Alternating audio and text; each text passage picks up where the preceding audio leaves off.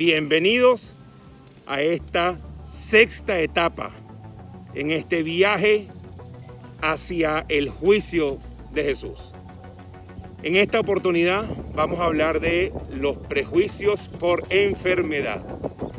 En las etapas anteriores hablamos de otros prejuicios, los geográficos, los asociados a las mujeres, asociados al nacimiento.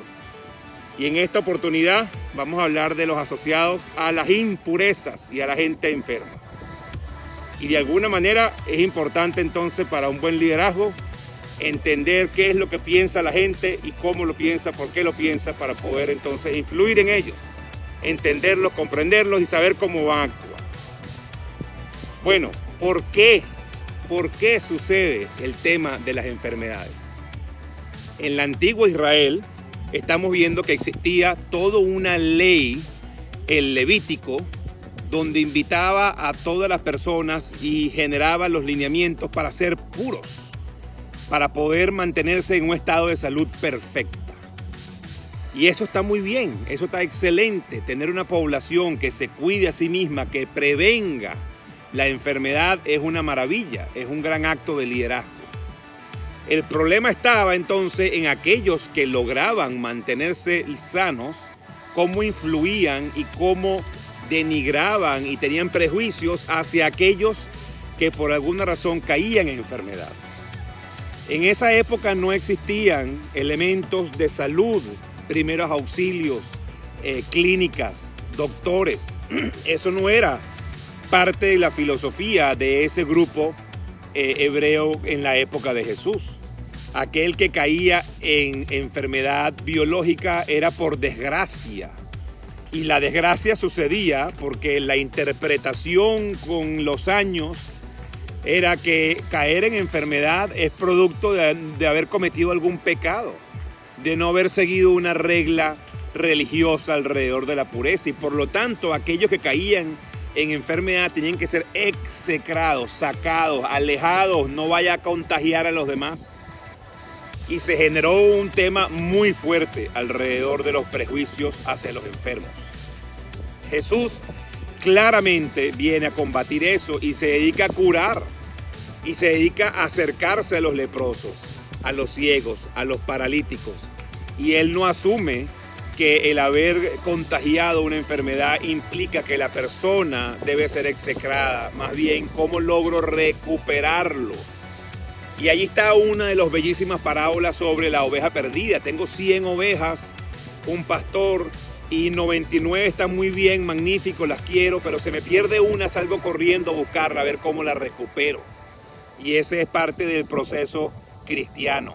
Y entonces tenemos muchas instituciones asociadas al movimiento cristiano que ayudan a mantener a la gente saludable y si se enferman, tener la caridad para atenderlo. Y eso no existía en la época de Jesús y por lo tanto ese prejuicio él lo combate con energía y con fuerza. La ley no puede estar por encima de la caridad hacia la persona, de poder atenderlo, poder cuidarlo, inclusive en un sábado. Y hay muchísimos momentos donde entra en conflicto con los fariseos y los líderes de las leyes porque cura y cuida a la gente en un sábado.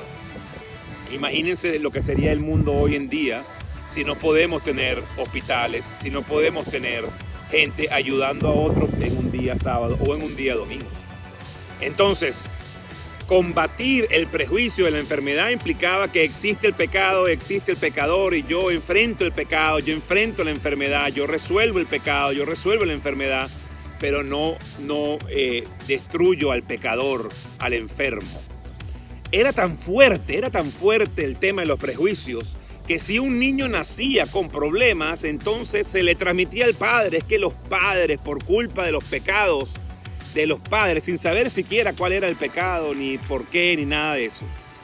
Entonces, cada vez que alguien se enfermaba en la antigua Tierra Santa, pues se preguntaban, bueno, ¿por qué me enfermé? Ah, es que hice algo malo.